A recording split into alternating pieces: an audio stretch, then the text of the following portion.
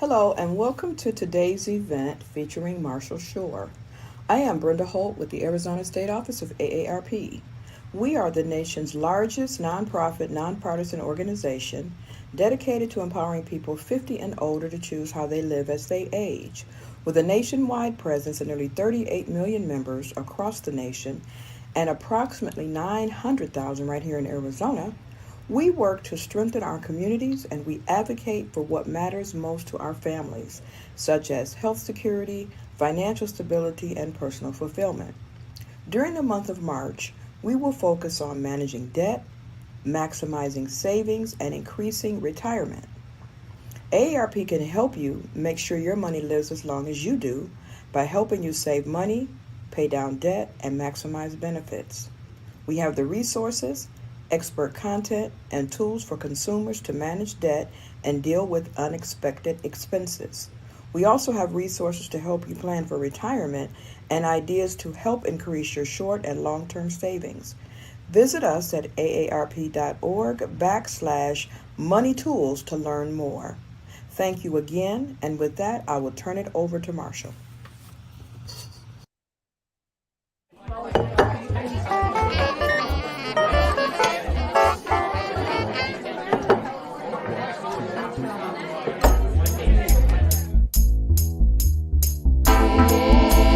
Ladies and gentlemen, non-binary folk, welcome to the show. Get ready to meet your host for the night, Arizona's very own hip historian himself, Marshall Shore.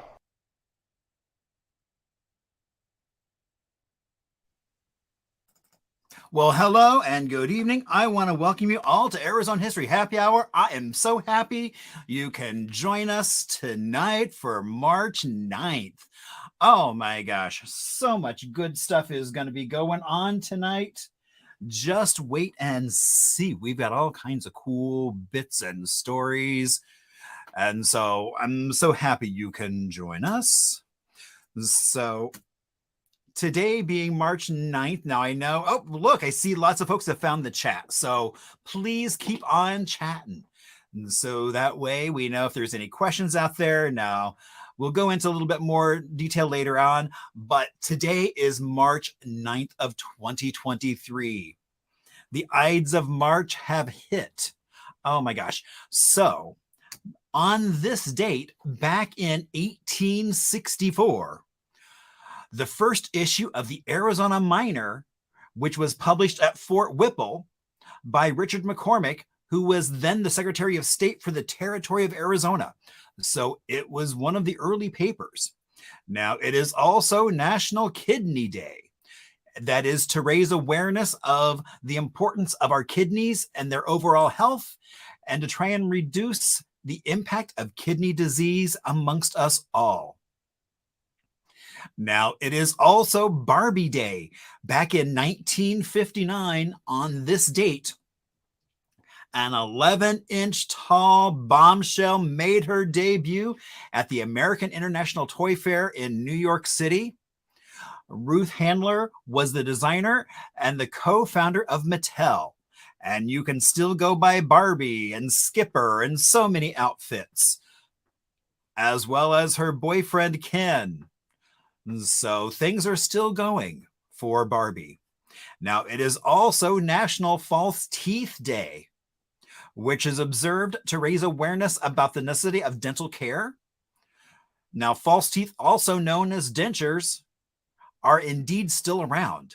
Now, some celebrities such as Ben Affleck, Miley Cyrus, George Clooney, Tom Cruise, and even Morgan Freeman have false teeth. Now, it is also Dishwasher Appreciation Day for that device that has changed how we all live. Well, most of you. I actually have a dishwasher, but I don't use it because I don't understand how the thing works. So I still wash my dishes by hand, the old school method. So I guess you all should be celebrating for National Dishwasher Day, but I will sit at home and with my soap and sponge. Now, it is also National Popcorn Lovers Day, which I thought was very appropriate because we were talking about some movie history. right here in Arizona, whether you like it salted, buttered, carameled, or even kettle corn. Here is a great day to celebrate for all those lovers. Now, it is also a full moon. Now, indigenous tribes have called this the full crow moon because it's the end of winter when the cawing of the crows is nonstop. This has also been called the full crust moon, not because of pie, but because the snow covering the mountains gets really kind of that crust on it. And, and I think after the last few days, we indeed probably do have a full crust moon glistening off so much of our surroundings. So what can you expect tonight if this is your first time watching? Well, here at Arizona History Happy Hour, we always do a little bit of trivia. We have From the Vault, which is something you might drive by, maybe something you should stop in. Check it out. We also do some music history, as well as Little Arizona, exploring a small town in Arizona. And indeed, there's a beverage and, of course, a super special guest. So if this is your first time watching, you might wonder, who is that man and why is he on my screen? Well, I got here a little over 23 years ago. I was working in Brooklyn at a beautiful Carnegie building and decided to trade all that snow. Well, there's a little bit of snow in that photo, but believe me, there were lots of snow days. And so decided to trade that all for something sunny, a library in South Phoenix that had this rich oral tradition of the community. And so from that, my exposure to Arizona was through stories. And so I just continued talking and learning more stories, just like we're doing today. Now, we promptly moved into a beautiful 1956 ranch. And my kitchen is pretty much all original with that buttercream yellow tile, that yellow in-the-wall oven with no window, and even the matching stovetop.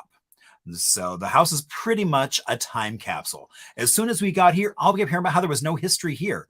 But I knew that wasn't true because every time I went somewhere, whether it was on a bike, in a car, on a sled, in a kayak, whatever, I kept coming across so many amazing people, places, and stories. And so just started sharing that. Now, I'm also called the hip historian because I get to play with Arizona history. Oh my gosh. Now, coming up the 24th of this month, my friend Clottie, she is going to be doing Souls of the Great Migration down at Heritage Square. So that's going to be a fun event on that Friday all day long. We've also been doing videos on a variety of things around town with local buzz, as well as get out to Scottsdale Public Art and check out Scottsdale Public Library and check out the Rip Woods exhibit. He was an educator, a leader, a graduate of Carver High School. And so it's a combination of his work as well as some of his students. And it's a really good show. And then this Friday, I'm excited because I'm going to be out in Mesa at the Main Street Comedy Show. So I'm not quite sure what we're going to be doing, but it's going to be fun. Get ready for some laughs. Get ready for some stories, maybe some cool stories. We shall see where the night takes us. And it's not recorded. So the only way to enjoy it is to be there. We also have coming up on the 24th as well that evening, Arizona Unzipped, which is a burlesque show that is all about Arizona history. So that's going to be a lot of fun. And also, if you got my newsletter today, you can sign up to be in a raffle for some free tickets. So if you want to go to my website, you can sign up. We'll be doing those next week. I think we're going to do it on St. Patrick's Day is when I'm going to let people know that they have free tickets to go see Arizona Unzipped. And so I'm happy to see a lot of you. Oh, and I see Deb is a hand washer too for her dishes. Oh, and so is Andre. So very good. I guess I'm not the only one that doesn't understand those newfangled machines. So, you can reach out to me. If you don't do it in the chat here, say it's after the show. You can always reach out to me on Facebook, Instagram, email, or even through my website. It's all good because I love to hear from you all. And oh my gosh. So tonight we have Delgadillo's Daisy, which I think is kind of cool because it actually references one of our trivia questions coming up in just a bit. So that's going to be a lot of fun. And so the cool thing is so PJ keeps me on my toes. So this has Spring 44 Old Tom gin in it, something called Tapazin Blanco, have no idea what that is, a little bit of agave sour with pineapple, Mayan guabana, aquafaba, which is indeed, I know that is chickpea juice, and Jamaica. And so let's see if Silent Bob is ready to make me a cocktail.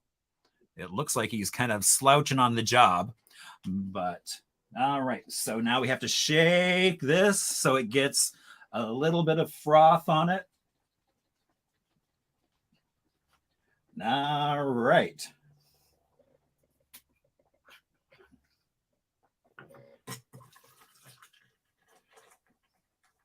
Well, and look at that. It's a perfect pour in that glass. How nice. So there we go.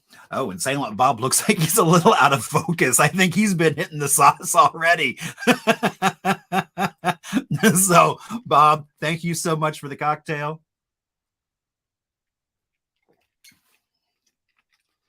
Oh, that's quite lovely.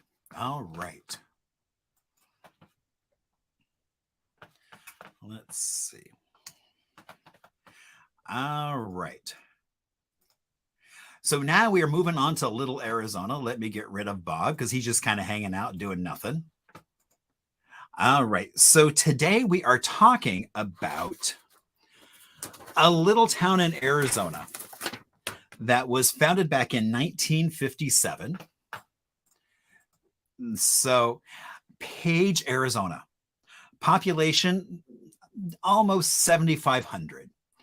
And it was founded initially because of Glen Canyon Dam. It's where the workers lived when they were building the dam that went live in 1966. Now, that dam basically flooded the canyon and created a wide variety of things. You can go visit things like the Vermilion Cliffs, which is a national monument, which we talked a little bit about last week. And so you can go visit those. You can also see Monument Valley, as well as it created Lake Powell. And so it was kind of controversial for what it did because it flooded the canyon. And in some cases, even some buildings were buried. But we'll get to more of that later. But it is also where they filmed Planet of the Apes. And so one of the things that while they were up there is they weren't quite expecting the heat like they got. And so they actually started putting people in trailers in full makeup because their makeup was taking hours. And so it'd put them in these trailers until they needed them for just a few minutes. And then they would shove them back in the trailers so they wouldn't have to keep pushing them in and out of makeup, which would take forever. Now, Glen Canyon Dam, now Lake Powell is reaching really super low rates, low in terms of water because of the drought. They have looked at, it's a dam that generates electricity for several states. And because of low water, they're looking to figure out what to do. Now, it was controversial when it was built, and there have been people calling pretty much since day one about how Glen Canyon Dam should just be removed. So it will be interesting to see what happens as the future goes on for Glen Canyon Dam. So here on Arizona History Happy Hour, we are now at a point where you get to hear from someone else, not just me. And so I am excited to bring on my friend Steve Weiss. Now, he is a Phoenix native, and in high school, he got exposed to photography, not radiation, photography. And so he went on. Oh, they're working on some desalinization up there. Oh, cool.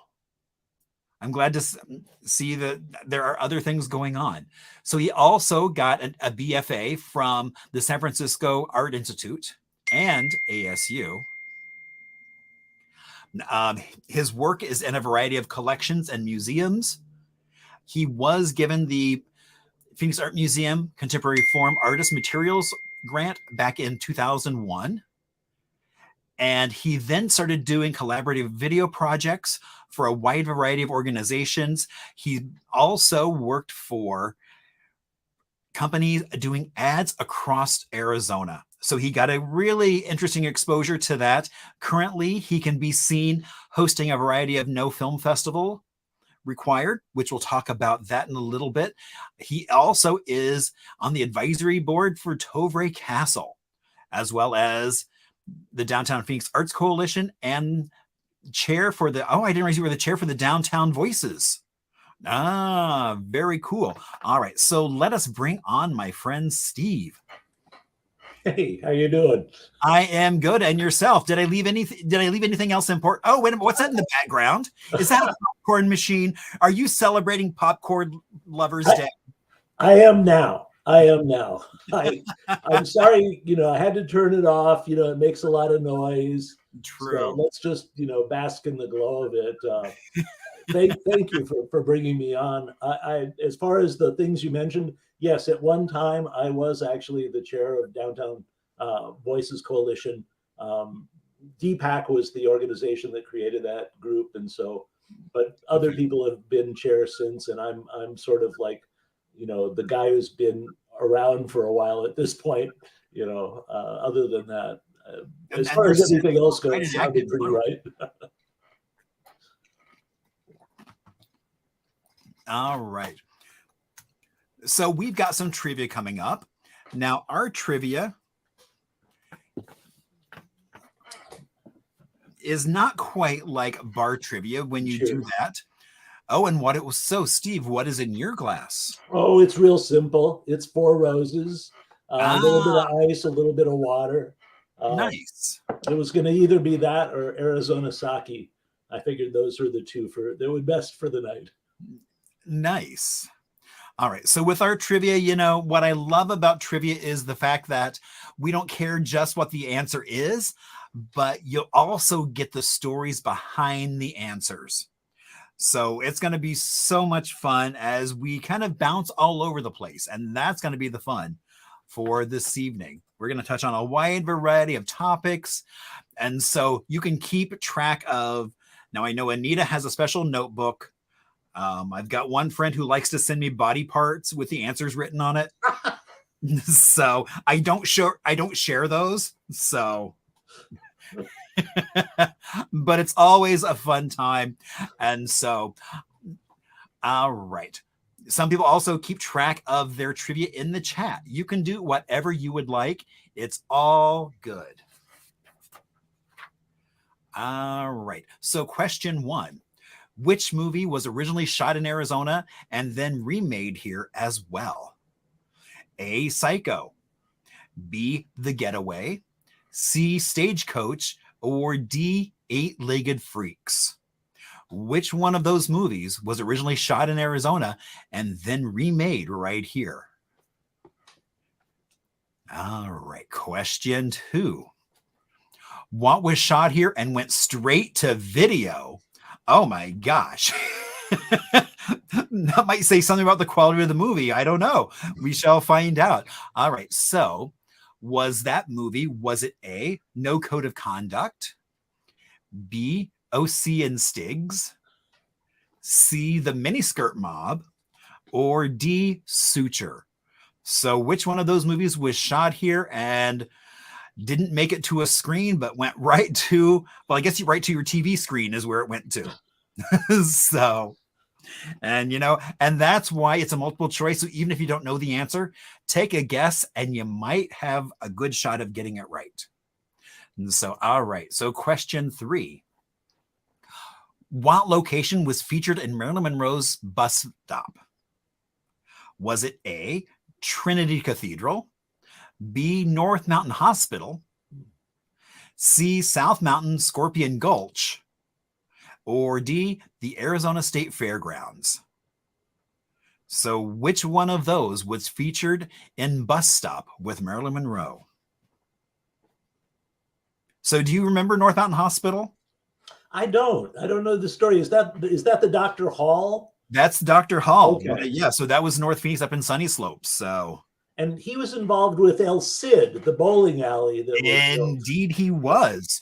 which then later became a hockey arena. And later became a church. Oh, and is now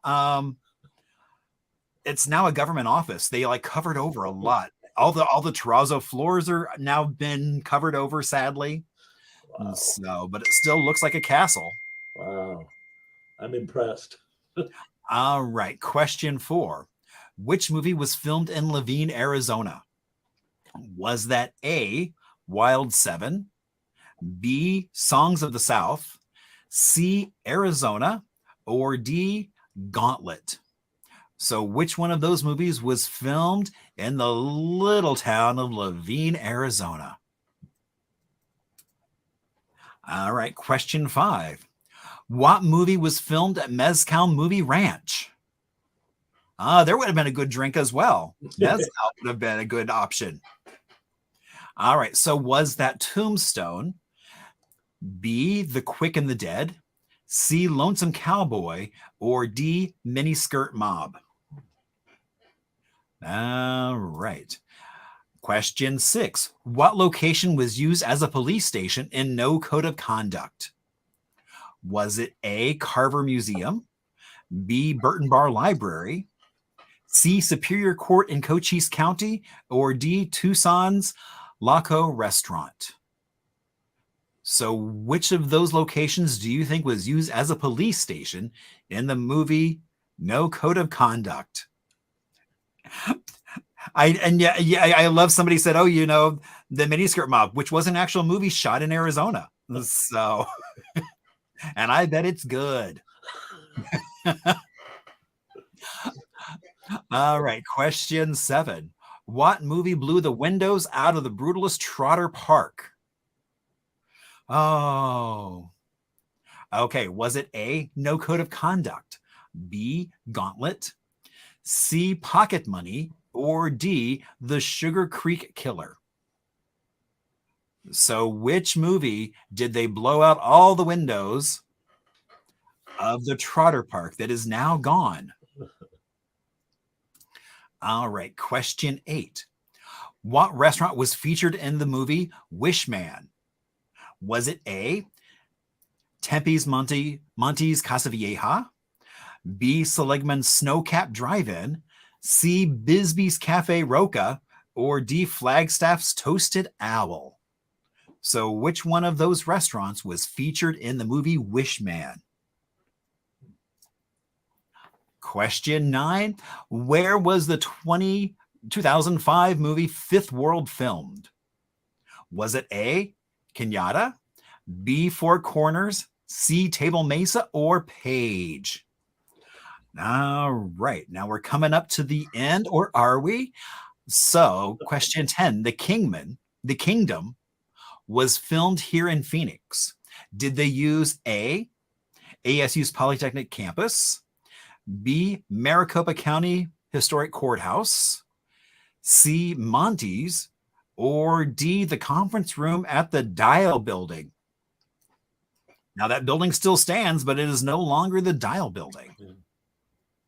All right. And then we have one last question. What location has been used for athletic commercials with celebrities like Charles Barkley? Was that A, Paradise Valley YMCA, B, Mountainside Fitness at Chase Field, C, Sunny Slope Hockey Arena, or El Cid, as we were talking earlier, or D, Phoenix's North High School, the old gym? So which one of those do you think they filmed athletic commercials with celebrities like Charles Barkley? All right. So we are going to, while you are locking in your final answers, we are going to take a little bit of an air music break. And so we are going to talk about Dwayne Eddy. Oh my God. You know, it's funny. It was like, so I think MSNBC just ran.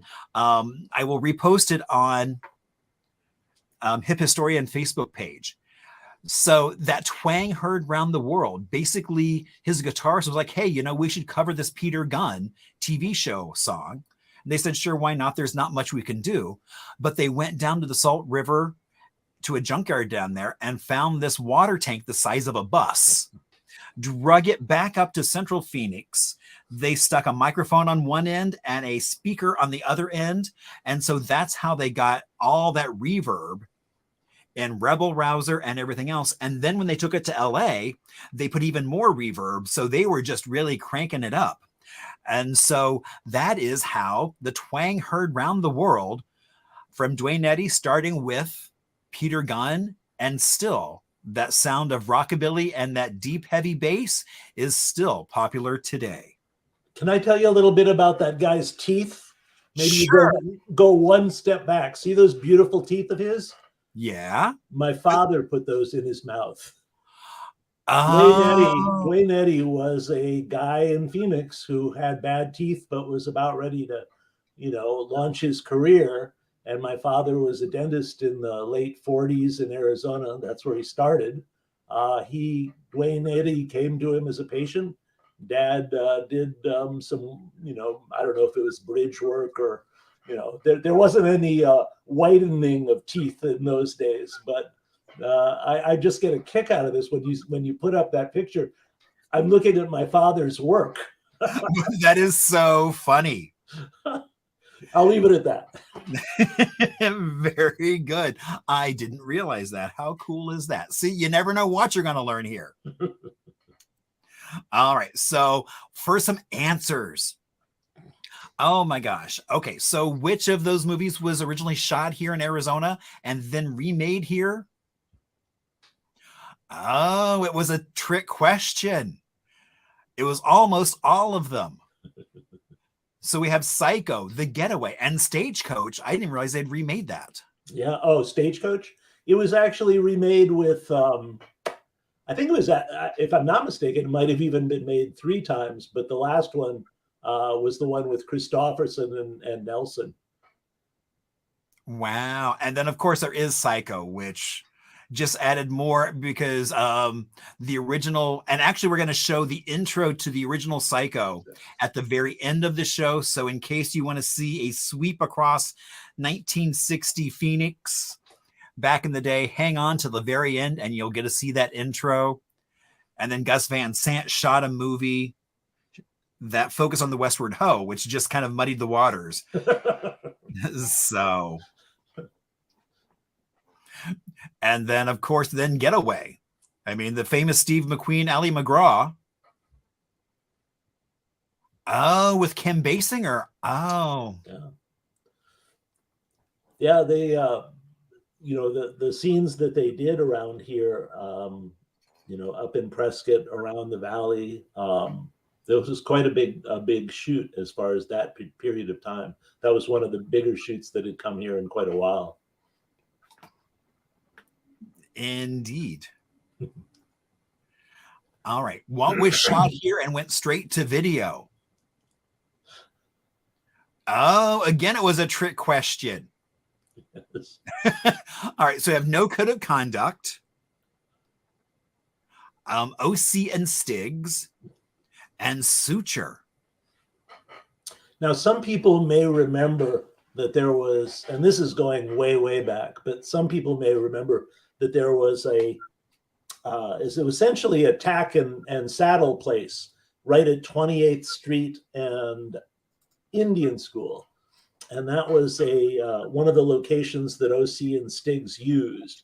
One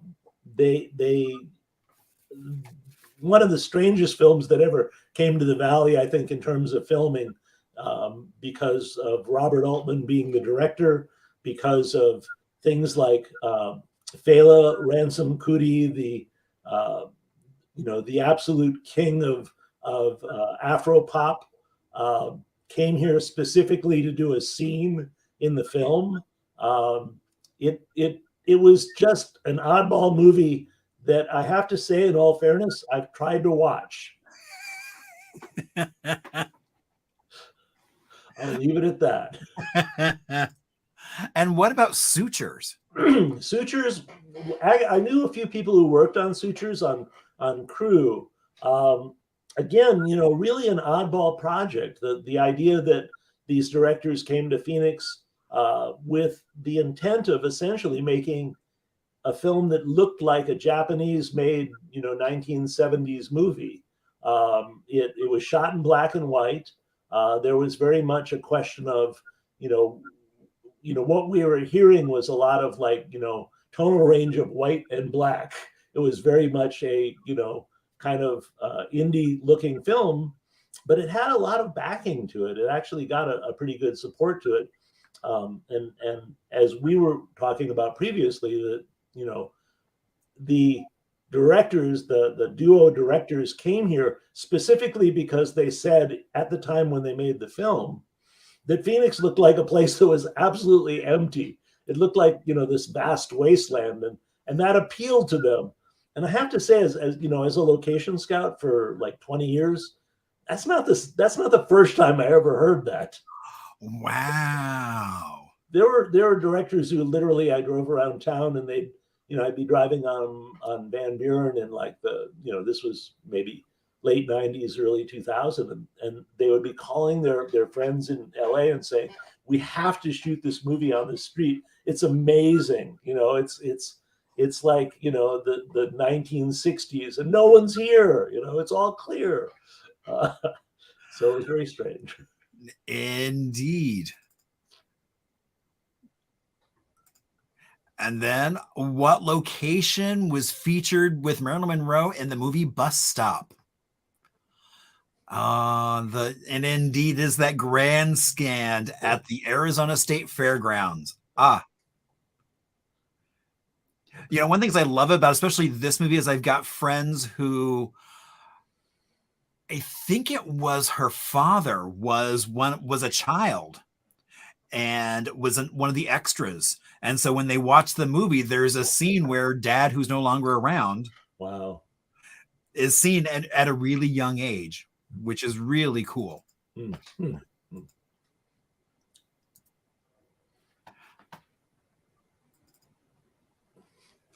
All right. And which movie was filmed in Levine, Arizona? A, The Wild Seven, and B, Song of the South, a Disney movie, which you can no longer watch on Disney Plus. So exactly, Mary Carmen. That's why we talked about. So, actually, I can throw her comment up. See, look at that fancy bit. And so, yeah, so okay, so I don't know if I should say this or not, but we are looking at doing with the fairgrounds kind of a haunted history tour of the fairgrounds right after the state fair. So that should be quite interesting. And so sharing the fact that there's been the fairgrounds there since 1905 and talking about some of those buildings that are there. So that's going to be a fun tour.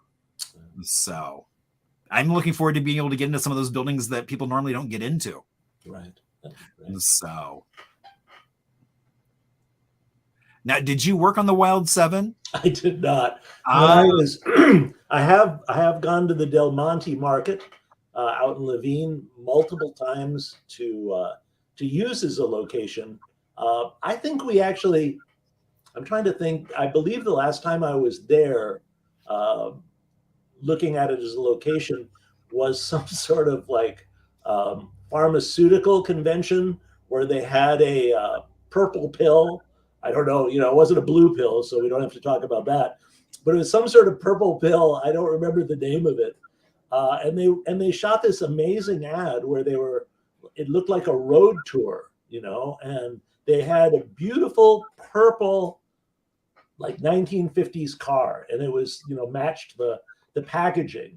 And it wasn't a commercial. It was actually a lead-in to a big conference out at probably the not Symphony Hall, but Civic Plaza, where essentially, as the film ended with the car driving away in the sunset, the car drove onto stage and the CEO got out and, hopefully said everything was going well, with their stock. But yeah, it was a fun job, very small crew, but we drove all over the place. We actually had police officers that played small roles, though they got no feature or anything like that. But yeah, we closed a lot of streets in order to like buzz this car down it, and it was all very much guerrilla filmmaking. We had permits and we had officers. We did it the right way. And then Song of the South was filmed in Laveen. You know so much more about that one than me. I've always been curious about like finding the people who played, you know, like extras and leads and stuff. You were talking about somebody who helped to assist with an animal. Yes, exactly. Yeah, it's like from the First Families. It was like somebody would talk about how it's like her brother was pushing a cow across the screen. And so that's what I love about that group is they have this completely different view of Arizona. And you know, I mean, as the history goes of film, what happened that somebody decided, hey, Phoenix's canals in Laveen would be just perfect for, you know, Song of the. How did that come up? I mean, So it actually happened. They tried filming in Atlanta, but they couldn't get the white folks to work with the black folks. Sure. And so they came here and it wasn't as big of an issue. Wow. So interesting. yeah, so I mean it was kind of fascinating. I still have yet to figure out how he wound up there. So I don't know quite what the connection is. So hopefully maybe somebody out there will tell us, you know. You never know who's watching and what they'll know. So that's part of the fun. All right. So what movie was filmed at Mezcal Movie Ranch? Oh, Tombstone and The Quick and the Dead. Yeah. So I'm assuming because of Tombstone, Mezcal Movie Ranch must be in southern Arizona. Yes. Outside of Benson, I believe. Oh. And it's wonderful. First of all, I found out about it because, you know, I needed a location. Actually, no, I'm gonna step back. I found out about it because of The Quick and the Dead. I got a call from a friend who was the second assistant cameraman on The Quick and the Dead. He worked with Disney. He's worked with a bunch of different stuff. And he, you know, local guy, grew up with him. And he called me one day and he said, hey, man, you know, I know, you know, you like movie making stuff. I'm in Tucson, or we're shooting outside of Tucson, some movie with, Gene Hackman. I said, well, that's nice. That's really nice. And he said, yeah, and Sharon Stone. I said, can I visit? I'll be right down. And I literally drove with a car that was just I had bought the truck like maybe a week before. All the tires were terrible. The entire drive back and forth to Tucson, it was like bump, bump, bump, bump, bump, bump, bump all the way. I didn't care. And yes, I did get to meet Sharon Stone. And yes, I had the same effect. She had the same effect on me that she described in GQ magazine when she said, it's really hard to date because of the stunned trout effect I seem to have on men when I meet them. And I completely get that. But she, you know, I came down and watched filming. I watched the, you know, director Sam Raimi, if I'm not mistaken, you know, do actually a Q&A with European journalists who had come to report on the film. And so I got to listen to him explaining what the hell, you know, I just watched a few minutes before. But it was wonderful. And, you know, I won't bore you with meeting her, but oh my God. So Deb got this question right because she was an extra down there for a movie with in the background. Yeah, there was a scene where she actually and Deb might have been in that scene. There was a scene where she had just like, you know, killed somebody or won something, and the whole crowd is applauding and everybody's going, yay, yay, you know, and as she walks through the scene. And when the director yelled cut, she said, I wish you had all said that when I did Intersection, which was a film that supposedly was a great film that nobody saw. So I thought that was a nice line. And by the way, there was a guy, and Deb might remember, there was this like punk kid walking around, you know, it was like, I saw him in his cowboy figure, you know, he's some extra background guy. that I found out later was Leonardo DiCaprio. Oh, well, it's like there are so many folks locally who have been in so many background in so many films. That I've got one friend, he talks about how it's like a family reunion when he goes to see an old movie because there's so many family members hanging out in the back behind the scenes. There were a lot of news anchors that popped up as news anchors in various movies and commercials around this town. What was it? Fire in the Sky. Certainly there was a bunch of different things where, like, if anything was going to hell, they would usually find a local anchor and then like put them in their comfortable seat, and they ended up in these films. Oh, that's funny. All right. Question 6. What location was used as a police station in No Code of Conduct? It was Carver. Especially with that hallway. I mean, you can easily see how that could be a police station. Oh yeah, I mean there was so many different scenes. There's actually a scene where they're like kicking in a door, and it turns out that's like Carver too. They just used another section of it. I mean, it was if you're going to shoot a movie, that's the one to go with. Amazing building, and oh my gosh, it is such an amazing building, and so I'm so glad that it's still standing and has that history that it still holds. Yep, absolutely. So. Oh, and then what movie blew the windows out of the brutalist Trotter Park?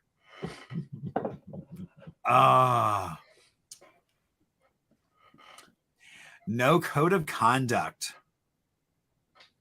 Yeah, No Code of Conduct. It's the space that they used to build their interior sets was actually what is now the U-Haul building. On Indian School, close to 28th Street. Oh yeah. At that time, it was the Enswite building, and it was an abandoned. It was a closed building, so they were able to like build their sets inside. What was funny was it was directly across the street from the Warsaw Wallies, which was at the time the great blues club of Phoenix. And Charlie decided at the end of shooting one day to like wander over to Warsaw Wallies and maybe sit in with the band. And I believe he got booed off the stage that night. We were pretty serious about our blues in those days. Charlie, that film has so many stories about it. It's not funny. Well, I mean, and it's like, and the whole Trotter Park, it was kind of like they blew almost every single window out of that joint. So it was unusable for anything else. Yeah, there was a screening I did once of short films by local filmmakers, and I decided to open it up with sort of an acknowledgement of Arizona.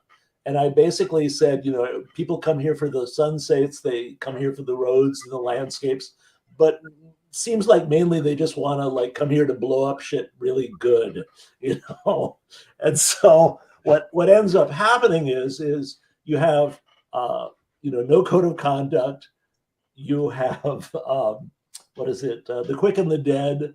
Don't want to give anything away, but The Quick and the Dead.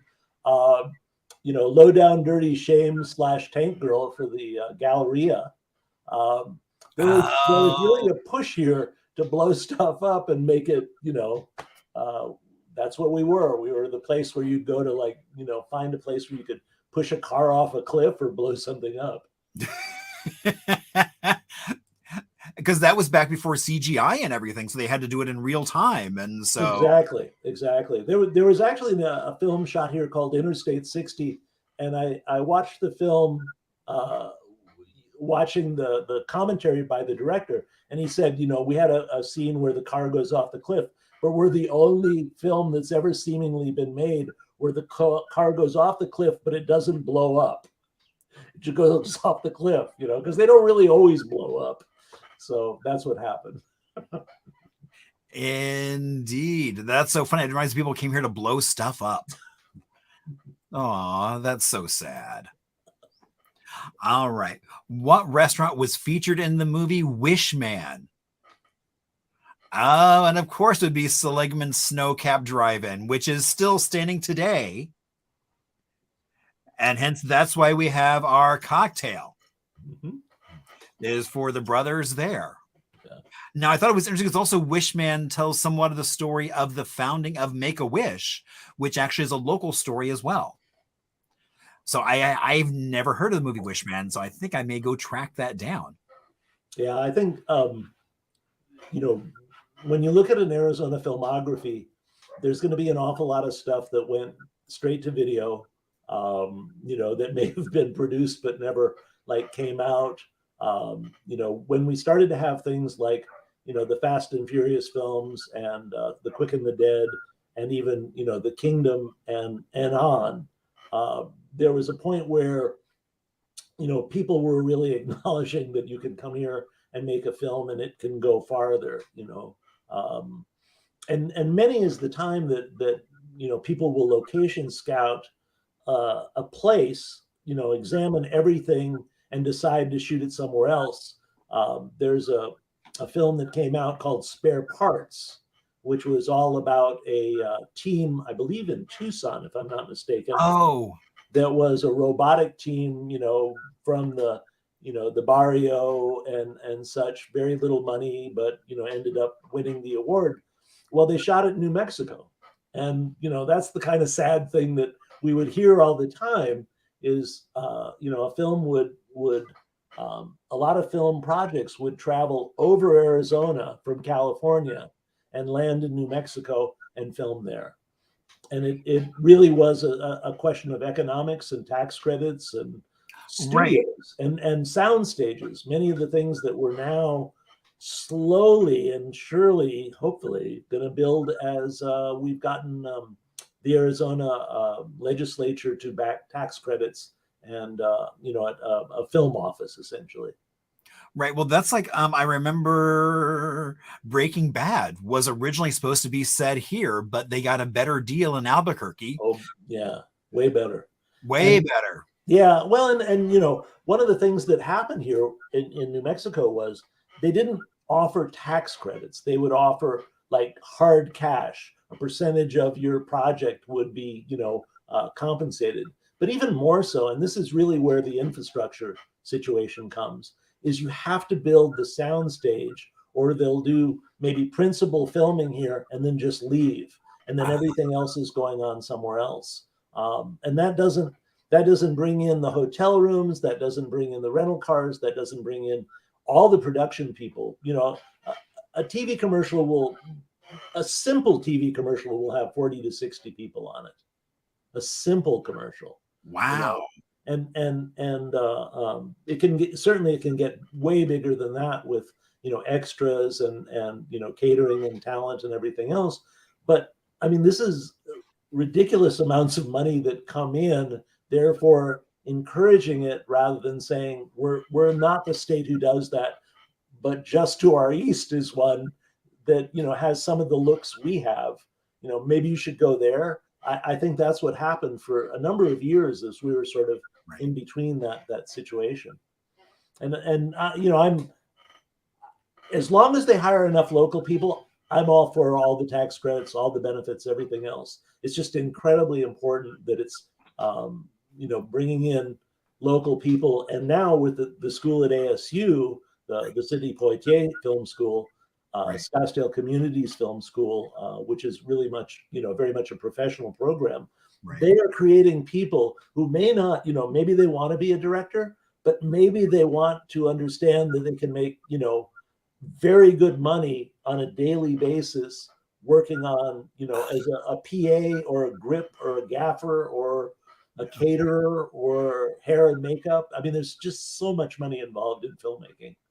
And I worked in commercials mostly because, it was only 30 seconds. Well, and I'm glad you brought up the school, because I think one of my hopes is that it's like Arizona got such a reputation for being where you shot Westerns.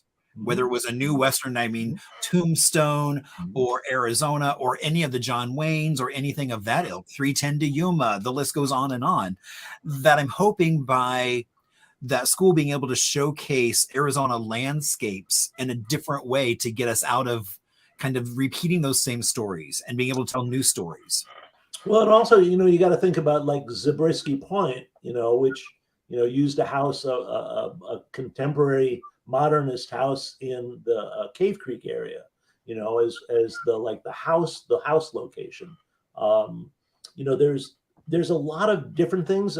What we're asked routinely as a location scout is find me, the thing that doesn't exist here, or that you have to sort of put your thinking cap on for what it is. My favorite job was a script that said, our opening scene is a snowbound Canadian home.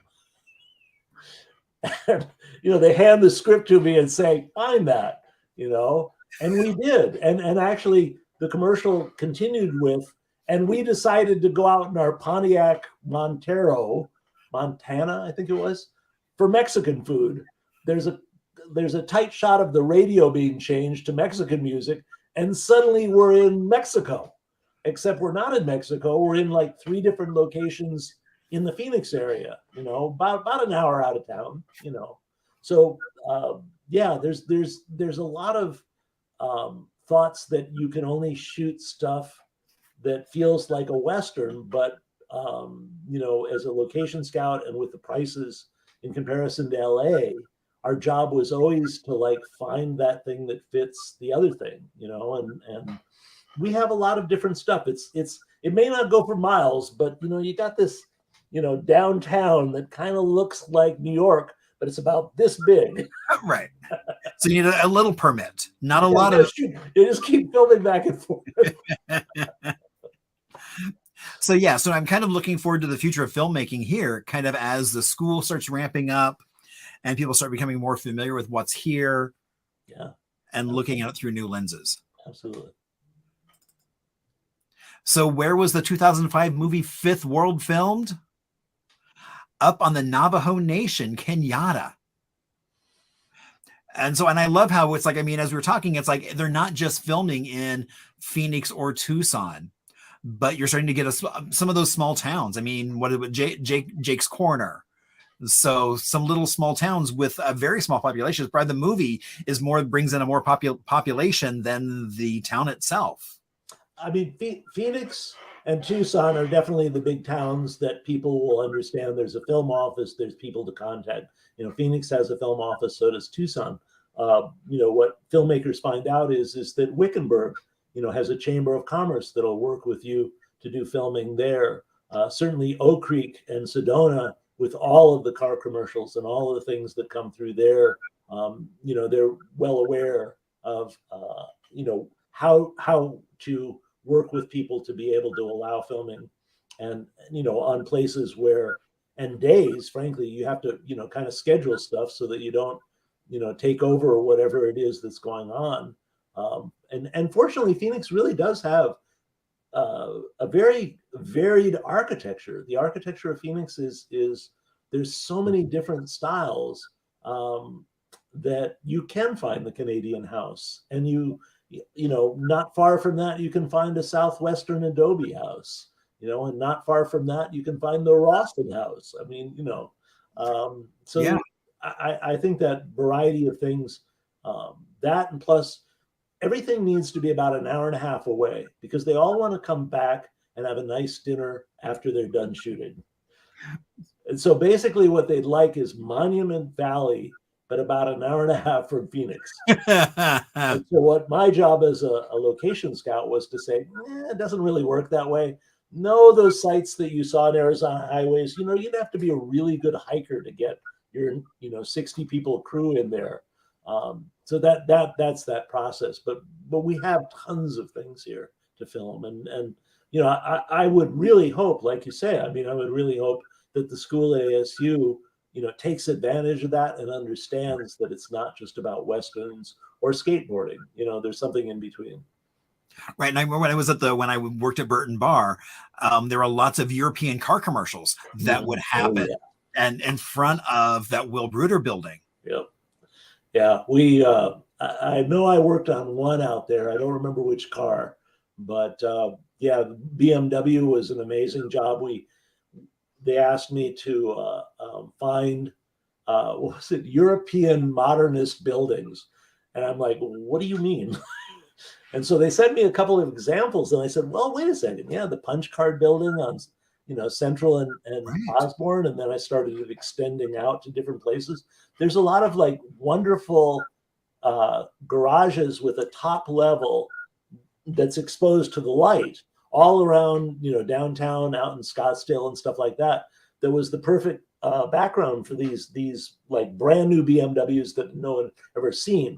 The cars themselves had a plastic shell over them with a window cut in, so that when the driver drove it off the truck and brought it up to the place, no one could ever see the car until at the moment of photographing, they would reveal the car, take some pictures, and then seal it down again, because nobody's supposed to see what this thing looks like. They did that all over town. Well, my parents are up in Yucca, which is near what is now the Dodge Proving Grounds, and so they said you'll see a car drive by that is just covered in stuff to try and obscure the vehicle underneath, so that way you can't see what it looks like. Yeah, there's I think that's the Ford Proving Ground out there, if I'm not mistaken. It was Ford, but now I think it's Chrysler and Harley Davidson. Yeah, there used to be a Volvo test track out in the West Valley, and I always thought that was really good because Volvos are terrible in the heat. And, yes, they were never. I mean, it was like an East Coast car where it gets cold. Exactly. So I think they finally figured out they had to run them brutally in Arizona just to see if they can survive. All right. Question 10. The Kingdom was filmed here in Phoenix. Where? The Polytechnic campus, which is the East Valley. Oh, and also the Old County Courthouse. That was one of the few things that you've listed that I actually worked on for a while.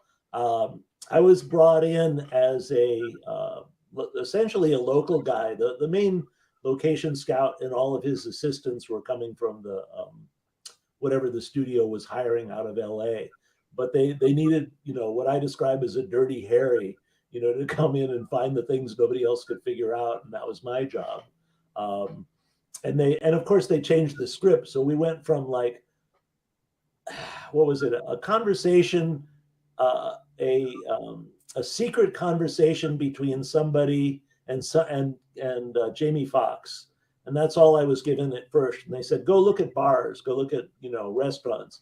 So I went everywhere from like Rips, the old Rips, I think, and Monty's down on 19th Avenue, to Maggioni's, to what was it?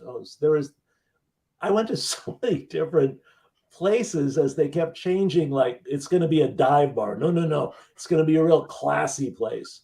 So they ended up actually shooting what they did an exterior shot of Maggioni's signage, which I'm sure was the payoff for them then being able to spend probably 6 hours shooting what was maybe 2 minutes worth of footage, but it required everything. But there's like this brief scene, and then they're gone. And then they asked me, they said, let's find we need a Georgian row house. and I said, in Phoenix, okay. And we found something, mostly worked for interiors, but yeah, there's stuff out there. We're very varied. Indeed. All right. And our last question is, what is the location that was used for athletic commercials with celebrities like Charles Barkley? Oh, I didn't realize they had an old gym. Yeah. The situation at North is unlike any place I can think of. What they had was this beautiful vintage gym for probably, I don't know, maybe 1930s, 1940s, I suspect. Whenever the school was built, that was the gym that was built. And They later, made a nicer gym, brand new, fancy. But they were nice enough to keep this one and keep it up, maintained, and all the lights are on and the power's on. So as a location scout, that was a place that I not only, brought commercials that actually shot there, but I showed it off to many different people. It was, I think it was one of the last jobs I did as a location scout. Somebody contacted me and said, we'd like you to go out and scout and, find a gym. And they described the gym. And I said, I'm kind of at the end of my career at this, and you seem nice. Let me just send you pictures of 3 different places, and I'll tell you which one's the best. And then you tell me whether I've done a good job, and we'll call that a day's worth of work, because I could go out to the place. I could look at it as it looks today. And I can tell you as a location scout, you always went back to look at it if the client wanted. The Morristown, the double-story house that's right outside of Morristown, outside of Wickenburg. Well, that's a roadhouse that was very deteriorated when another location scout I knew photographed it for his files, to show off his files and say, here's another example of a cool place. Well, the photographer, Dennis Menarche, was working on a tire commercial, and he said, oh, that's absolutely perfect. But, go out there and shoot it as it looks today. He goes out and shoots it.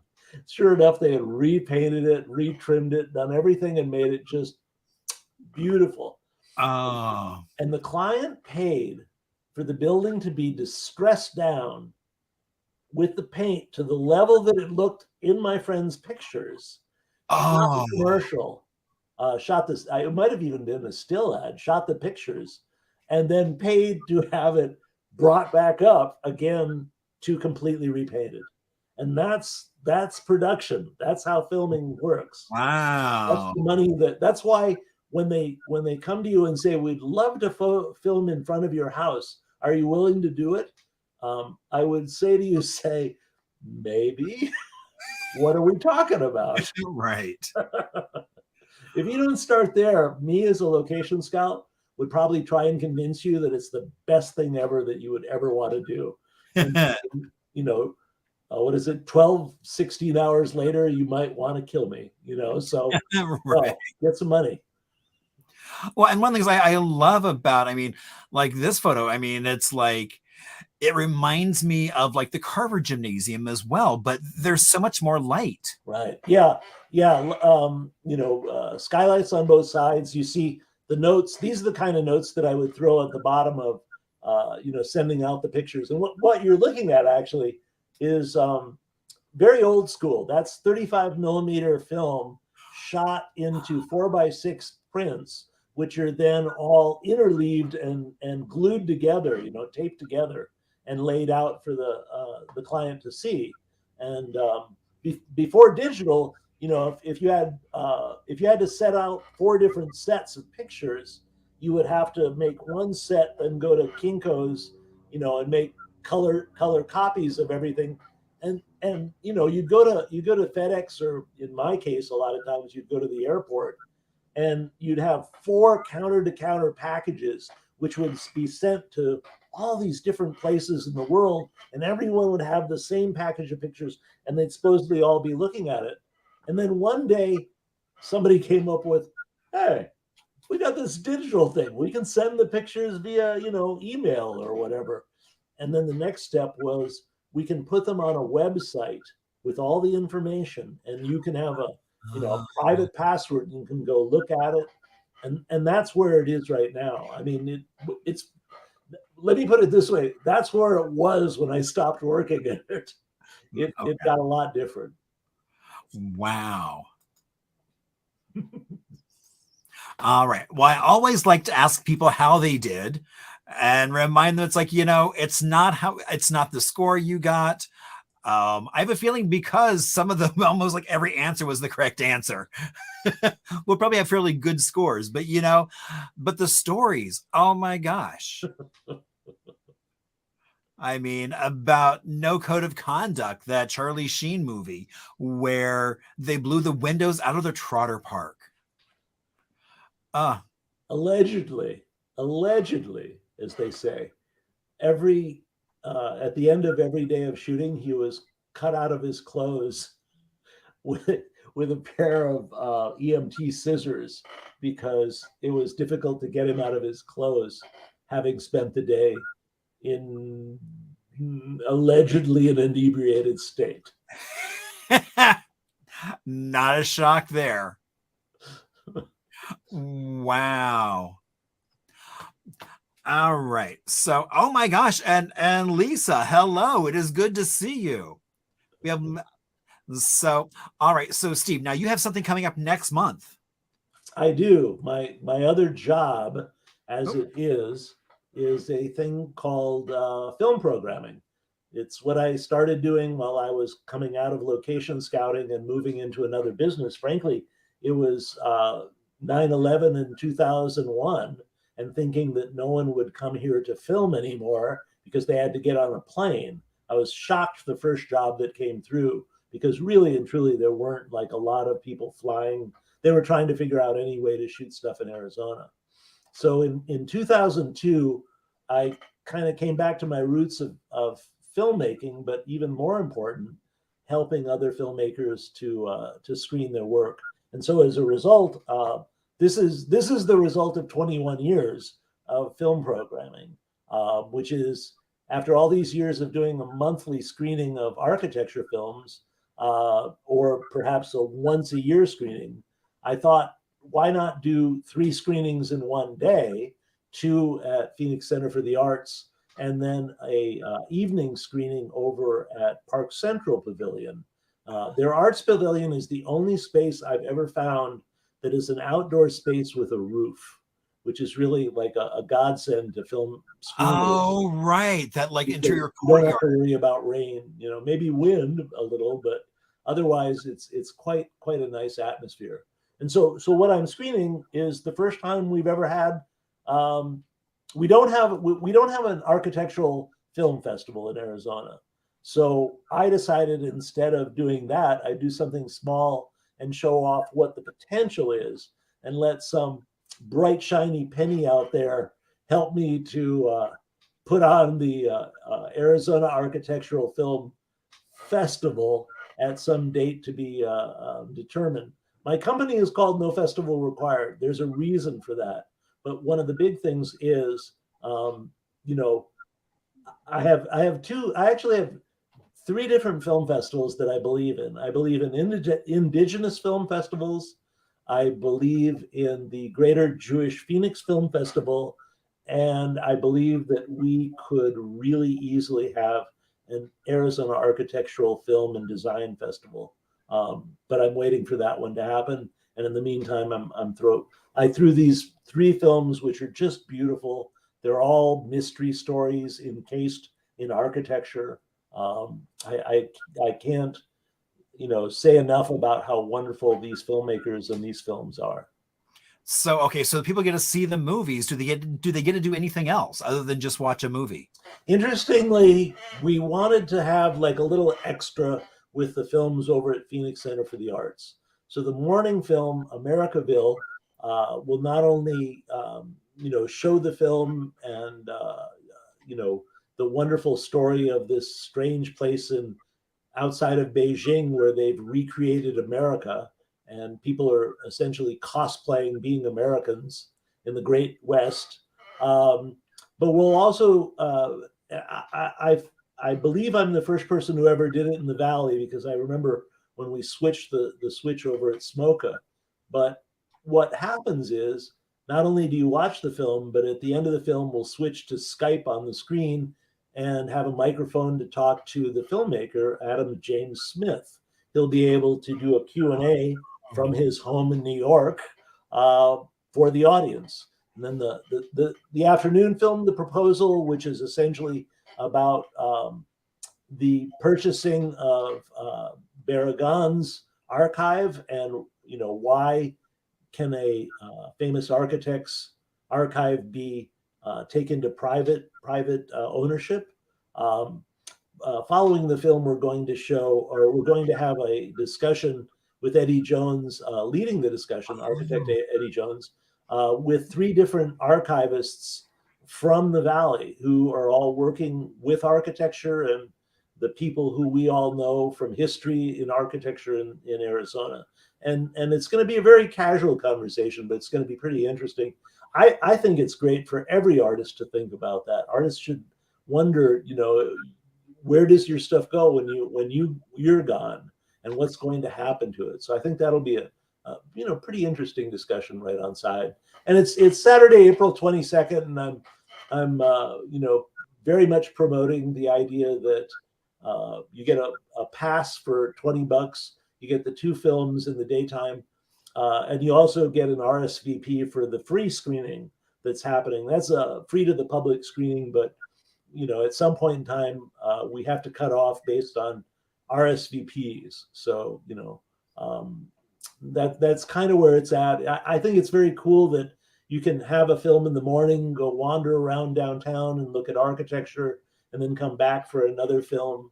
It's all very light rail friendly, and I would say if you know where the light rail station is near Park Central, and also the light rail station that's near the Foundry Hotel, and those are pretty much the 2 rail stations where you'll be meeting.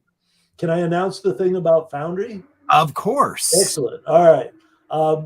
Foundry Hotel, approximately, Portland and Central. Mm-hmm. They are one of our supporting sponsors. They've been very nice to offer a room for the night for 2, which I guess we were trying to find out. It's a $400 value. I will be raffling that off to not to anyone, but the one person who I select from a raffle of the people who buy the all-day pass. So if you buy an all-day pass between now and March 31st, you will be entered in the drawing. The cool thing is you can book the room for Saturday night, go see the movies, come back to your hotel and, sleep in downtown. I think it's kind of a nice staycation, especially if you're a movie buff, especially if you're an architecture buff. And we're actually going to get some sort of a discounted rate with a code. That's coming down the way. In the meantime, I just wanted to say, encourage people to buy the all-day pass at nofestivalrequired.com. That's the website. Very cool. Thank well, you. Steve, thank you so much for coming on and sharing so many stories. Thanks. I appreciate it. And thank you for carrying on Arizona. It's always wonderful to hear the things that you pick up as you wander around this great state. I think probably what everybody doesn't understand is the most fun this thing has been is you and I talking before we did this thing about all the crazy stuff that we both know in this valley. So thank you as well. Right. I appreciate it. Thank you as well, and have a great rest of your night. All righty. Thank you. Oh my gosh, Steve, thank you so much. That was really wonderful. And so now we are coming to From the Vault. And so, I realized that who doesn't love food? And especially the fact that March is Women's Month. And so if you're ever down in Tucson and you drive by a place called Tumerica or La Chaiteria, you should stop, because the chef there is right now on the long list for best chef in the Southwest. And so I was lucky enough a couple weeks ago when I did a program down there to then have breakfast the next day at La Chaiteria, and it was really good. And so what I love is the fact that Arizona, when I was looking at the list of James Beard, which is kind of like the Oscars of food, it was like, there's Silvana, there's a handful of women who are consistently there. And so Wendy Garcia, who has Tumerico and La Chaiteria, when I was in Tucson, my goal was to get Tumerica. Didn't realize La Chaiteria was one of her restaurants until I started researching. I was like, oh, that's where my friend wanted to go have breakfast. So that's where we went. So we have some amazing food across the state. and well worth it. So, all right. So now you'll see why I say you should share on Facebook if you're watching, that little white button, because we can have so much fun with Arizona history. And next week, I'm excited because we have Kurt Strawn. Now, if you don't know Kirk, so Walter Productions, Walter Dome, Walter Studios. We're going to talk about some of the history of some of those buildings and some of the history of Walter, probably getting into a bit of the Burning Man culture. So it's going to be a really fun episode with all kinds of cool things. And I'm intrigued to see what kind of cocktail we're going to come up with for that. So that will be next Thursday at 7:00. You will definitely want to check that out. And, I love to hear from you all. So please, if you have suggestions for ideas, stories, or just comments, maybe you have a story. Maybe you know somebody who was actually in Song of the South or an extra or did something. Who knows? But, I just love that there's so much filming history. We could have showed for tonight the Walt Disney 1955 Nash commercial when they were up in Sedona. But, what we're going to end with today is that opening scene of Psycho back in 1960, where you think you're going to see, where people think they see the Westward Ho. It's actually the Heard building, because that's where the antenna was at the time. So, all right. So watch, and I will see you all next week.